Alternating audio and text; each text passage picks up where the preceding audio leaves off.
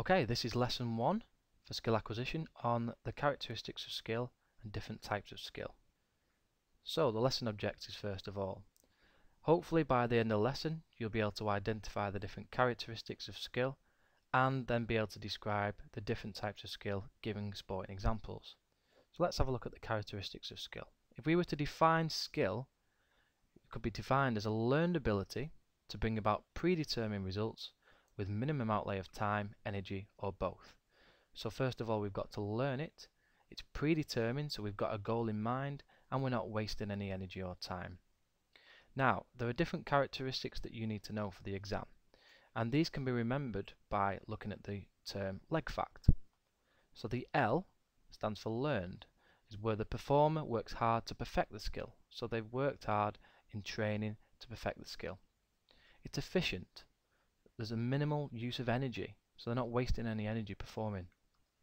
It's goal directed, they've got a goal in mind that they need to aim for. It's fluent, it's smooth, not jerky, it looks good. It's aesthetically pleasing, so it looks good to watch. So if you watch an elite performer, a gymnast, it looks good to watch. It's consistent, they are repeatedly performing well throughout the game or throughout the event. Technically, it's following the technical model. If you were to watch a demonstration from an elite performer, that would be the technical model that they need to be following. So we can use the term leg fact to help us to remember the characteristics of skill. So let's have a look at the different types of skill now. Now, when we classify skills on what are called a continuum. Now, a continuum is a sliding scale that has two ends, and there's different continua that you need to know about. The first continua is the environmental influence continuum.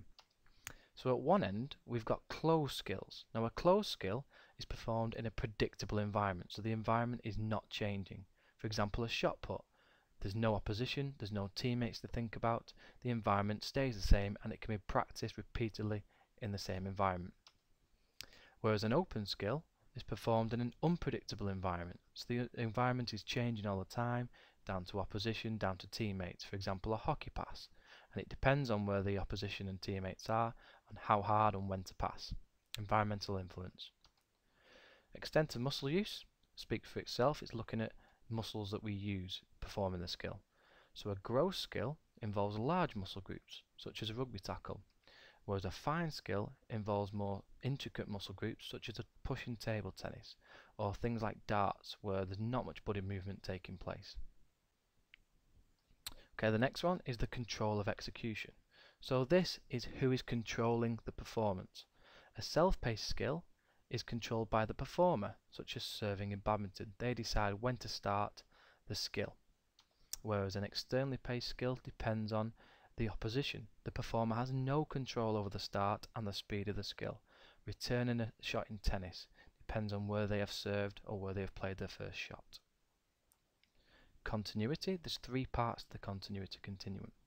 A discrete skill has a clear beginning and end. So a tennis serve has a clear start, which would be throwing the ball up in the air, and the end would be the follow through. The skill has to be repeated from the start in order to perform it again. In the middle we've got serial skills that contain several discrete elements, such as a gymnastics routine, which made up from, could be a forward roll, could be a cartwheel and a balance. Individual elements that can be practiced individually but have to be put back together. Other examples of serial skills are a dance routine.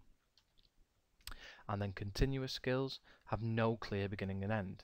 They are also known as cyclic. So cycling, running, rowing are examples, and it's really difficult to identify where the skill started and where it ends.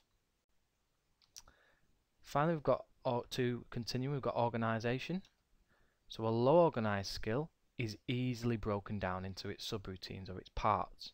For example, a swimming stroke. You could practice the leg kick and the arm action separately. Whereas highly organised skills are not easily broken down, such as a volley in football. Really difficult to break it down into its smaller parts. It has to be practiced all at once because it's quite quick and it involves quick actions that you perform all at once. Whereas swimming, because it involves different body parts, you can practice those separately in training. And degree of difficulty. Simple skills require few decisions to be made when being performed.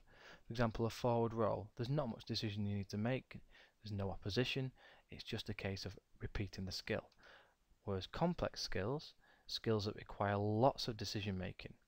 Basketball dribbling, for example, you need to coordinate your eyes and your hands, decide where your opposition is and where your teammates are. There's lots of decisions that go on in your brain in order to perform the skill. Okay, so we've identified the characteristics of skill and described the different types of skill.